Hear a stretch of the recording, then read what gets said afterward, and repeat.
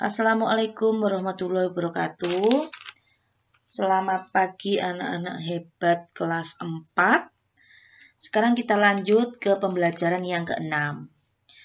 Kemarin pada pembelajaran yang ketiga kita membahas tentang sumber energi alternatif dari buah, yaitu jeruk lemon, apel, dan kentang.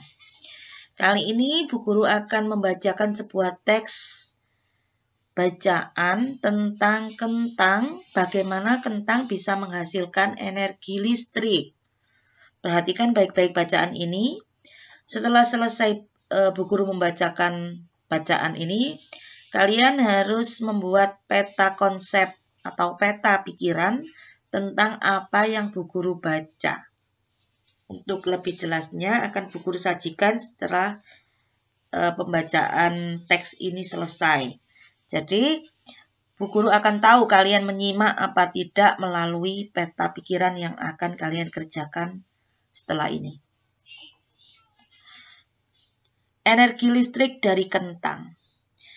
Kentang dapat diolah dalam bentuk keripik dan olahan kentang lainnya. Tahukah kamu bahwa kentang tidak hanya dijadikan sebagai makanan, tetapi juga dapat dijadikan sebagai sumber energi alternatif? Alam sesungguhnya menyediakan segala yang dibutuhkan manusia untuk hidup. Bahkan energi listrik bisa bersumber dari mana saja, seperti pohon, buah, tanah, air, panas, matahari, dan udara.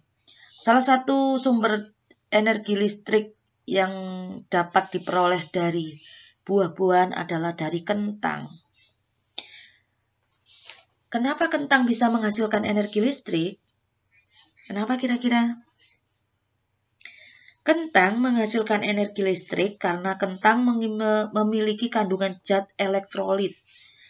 Asam di dalam kentang membentuk reaksi kimia dengan anode dan katode. Apa itu anode? Apa itu katode ya?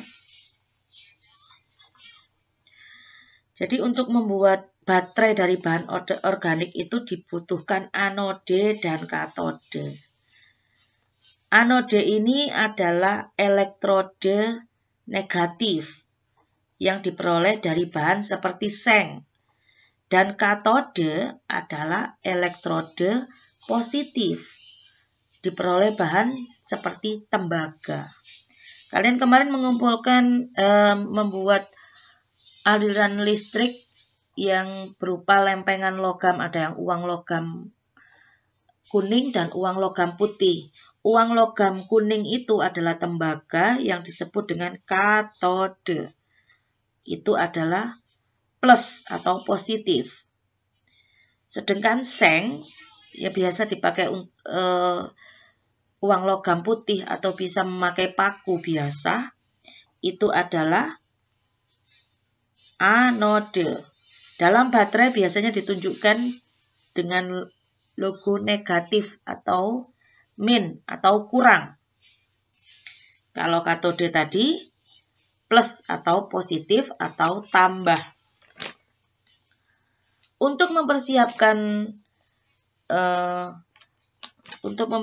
eksperimen tentang pembuatan listrik dari kentang, maka bahan yang dibutuhkan adalah lampu LED atau bohlam kecil, bisa juga bohlam dari senter, kabel panjang sekitar 1 meter, penjepit buaya, lempengan tembaga. Lempengan tembaga ini bisa dari uang logam kuning, itu berfungsi sebagai katode atau plus atau tambahnya.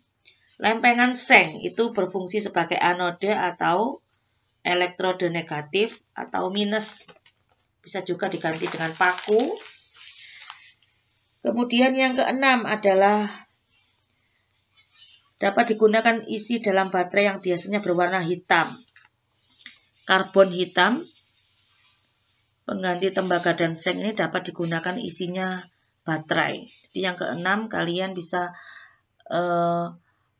mengeluarkan isi baterai yang berwarna hitam. Setelah bahan disiapkan, lakukan prosedur berikut untuk membuat listrik dari kentang. Itu bahan-bahannya. Sekarang setelah bahan disiapkan, prosedurnya yaitu prosedur ini sama dengan teks petunjuk langkah kerja. Yang pertama, tusukkan lempengan tembaga dan seng ke dalam kentang dengan jarak beberapa sentimeter. Jangan disatukan. Yang kedua, jepitkan kabel pada masing-masing lempengan, lalu hubungkan dengan lampu. Yang ketiga, lihat nyala lampu yang terjadi.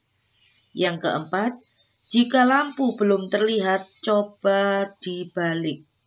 Jika masih tidak nyala, tambahkan kentang agar arus listrik yang dihasilkan bertambah besar. Yang kelima, untuk mendapatkan energi listrik yang besar, rakitlah kentang. Cara merakitnya, sambungkan lempeng tembaga kentang 1 ke lampu positif. Lempeng seng kentang 1 ke lempeng tembaga kentang 2. Lempeng seng kentang 2 ke lempeng tembaga kentang 3. Dan yang terakhir, begitu seterusnya hingga lempeng seng terakhir. Kemudian sambungkan ke lampu negatif. Itu adalah langkah kerja atau teks petunjuk untuk membuat listrik atau baterai dari kentang.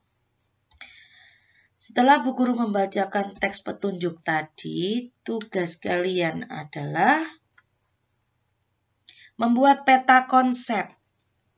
Alat dan bahannya tadi apa saja? Ada 6. Kemudian cara membuatnya ada 5 langkah. Dituliskan secara rinci.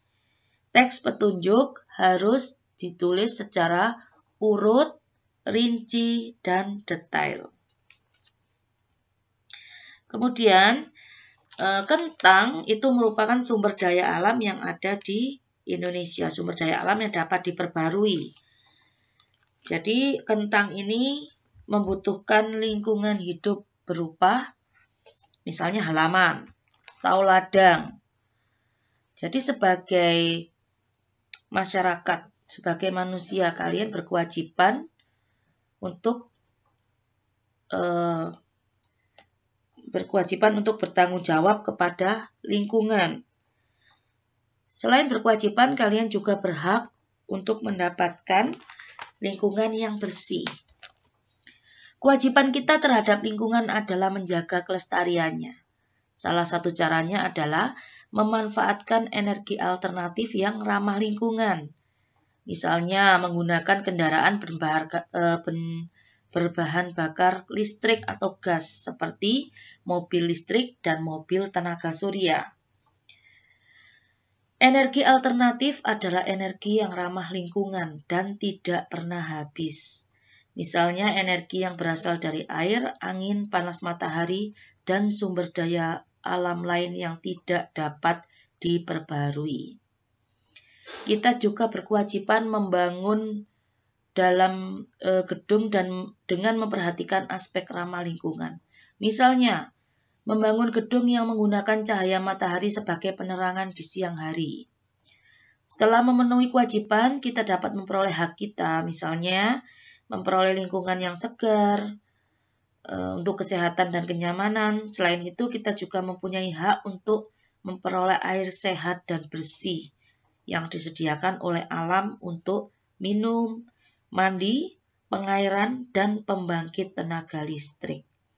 Selain itu, kita juga mempunyai hak untuk memperoleh sumber daya alam untuk memenuhi kebutuhan.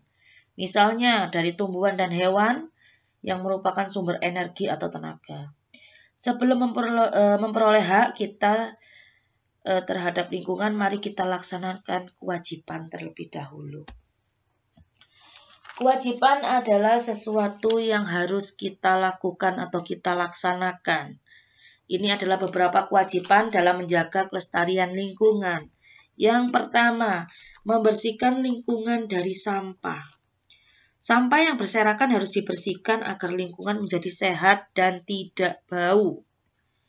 Yang kedua, melakukan rebuisasi. Rebuisasi itu adalah penanaman kembali. Jadi, misalnya hutannya sudah gundul harus ditanam kembali dengan pohon yang baru. Lahan yang kosong harus ditanam dengan pohon juga. Dengan reboisasi dapat memperbaiki lapisan ozon yang mulai menipis karena pencemaran udara dan polusi. Jadi, diingat-ingat kembali, reboisasi adalah penanaman hutan kembali. Yang ketiga, memakai kendaraan yang ramah lingkungan. Tadi pada teks sudah dijelaskan, kendaraan yang ramah lingkungan itu membantu mengurangi pencemaran udara. Misalnya, mobil listrik dan mobil tenaga surya. Yang keempat, membangun gedung ramah lingkungan. Gedung yang dibangun dengan pendekatan ramah lingkungan itu disebut dengan gedung hijau. Gedung hijau itu menggunakan kaca sebagai tembok, sehingga pada siang hari penerangan menggunakan cahaya matahari, bukan lampu listrik. Kemudian selain kita berkewajiban, kita juga mendapatkan hak. Setelah kita melaksanakan kewajiban, kita memperoleh hak kita dari lingkungan yang bersih tersebut. Hak adalah sesuatu yang kita peroleh sejak lahir dan sebelum kita lahir. Hak kita terhadap lingkungan, dari lingkungan adalah menikmati lingkungan yang segar, sehingga hidup menjadi sehat dan nyaman. Memperoleh air yang sehat dan bersih. Setelah kita melaksanakan reboisasi, kita akan memperoleh air yang sehat dan bersih yang disediakan oleh alam untuk minum, mandi, pengairan sawah, dan pembangkit listrik. Kemudian memperoleh lahan untuk mendirikan berbagai prasarana dalam mendukung kehidupan manusia, misalnya membuat tempat tinggal, gedung-gedung, dan pertokoan. Kita berkewajiban untuk memakai kendaraan yang ramah lingkungan.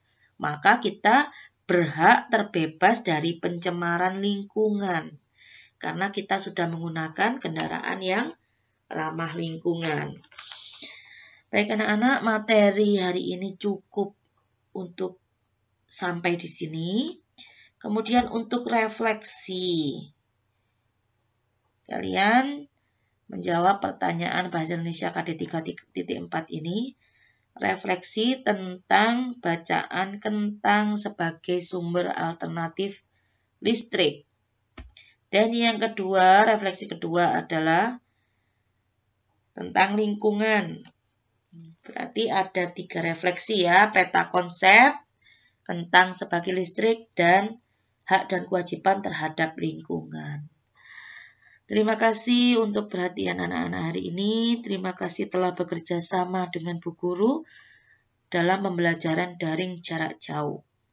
Selamat belajar, selamat merefleksi. Semoga kalian tetap sehat dan tetap semangat.